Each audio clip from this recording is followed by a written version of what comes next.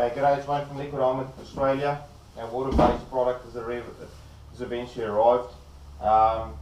We're actually going to do a bit of a demonstration on doing badges and the process going through it. And as you can see, we're actually doing it in the comfort of our garage. You don't need very special areas. As long as you've got a little bit of a controlled environment for these small little jobs, you can still come out with a very good outcome. So this will be a good demonstration also to see how the product works, because the process, you don't physically need to remove the badges to actually spray them. And because it's a removable product, we can actually just mask the block around your badges, and once we've sprayed it and done the demasking, we can actually use the product that we don't want on the vehicle to remove that, and the product on the badges will stay behind. So we'll go through that process and you'll see a bit more of this in the end of the video. So, okay, step one of the process is actually the masking side of it. As you can see, we've actually masked as much as we can of this vehicle, so we don't have any overspray going over the vehicle. That will just make it much easier not to clean up afterwards. So you want to prevent any overspray coming into areas, just to prevent you from putting a fair bit of labour work in it to get it clean. So we just roughly mask a block out, because this will not be our final masking area around it. It's just to give us a block to spray into. So we've just roughly gone and masked our block out. So as you can see, everything that we want to spray is masked out, and this is the area that we will be doing to spray to get our badges blacked out. So yeah, that's stage one. Next step for the process is actually cleaning the area up. This is actually very important to make sure there's no grease, waxes or water behind. The bonnet's already been washed, but once we've done the area we've masked out, what we like to do is actually use IPA, 100% alcohol or 99.9% alcohol, and actually just give this area a proper wipe over and just make sure that any greases and wax has been removed. So I'll do a little bit of dip in here, dip a cloth in here, and all I'll do is just wipe this area up, especially around your badges, because this is where the product will have to stay behind. Then get into all those nooks and crannies.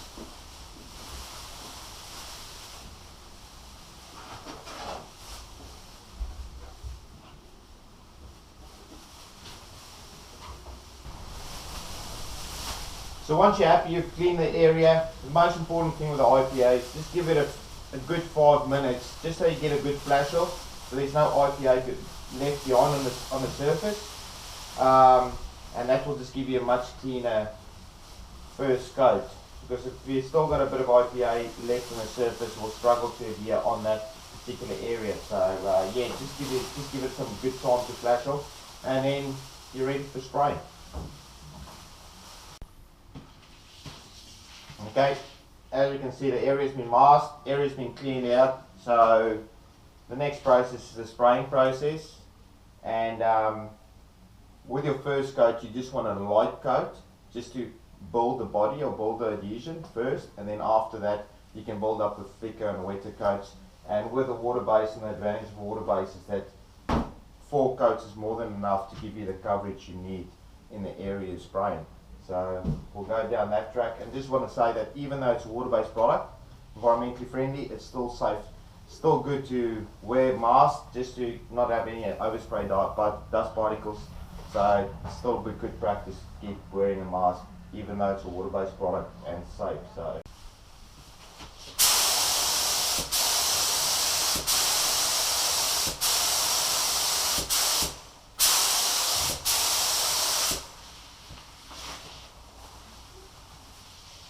We've done coat 2, we're actually going to go through coat 3, and like I said, I'm not going to go down here and give spraying techniques. It is going to come down to the individual with the outcome. So the better spraying techniques, the better the outcome at the end of the day.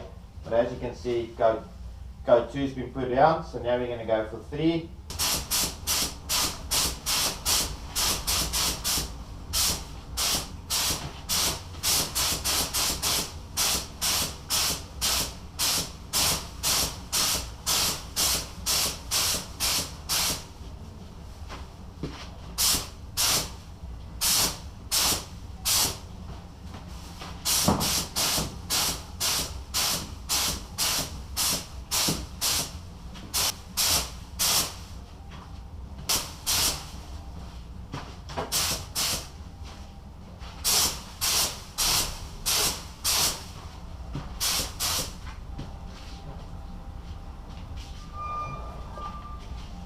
let's go 3 and we'll wait for the flash off. And the most important thing is wait till you see that product matting, or until it's touch dry at least, before you put your second coat on, otherwise you'll have some issues.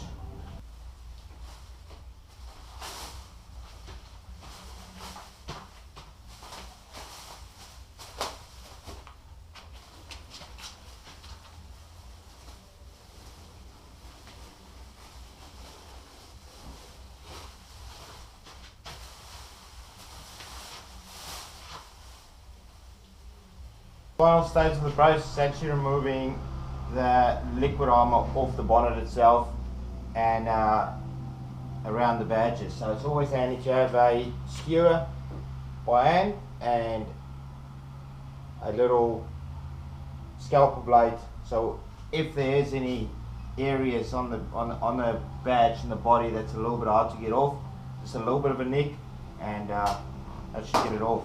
So start the process, getting that edge.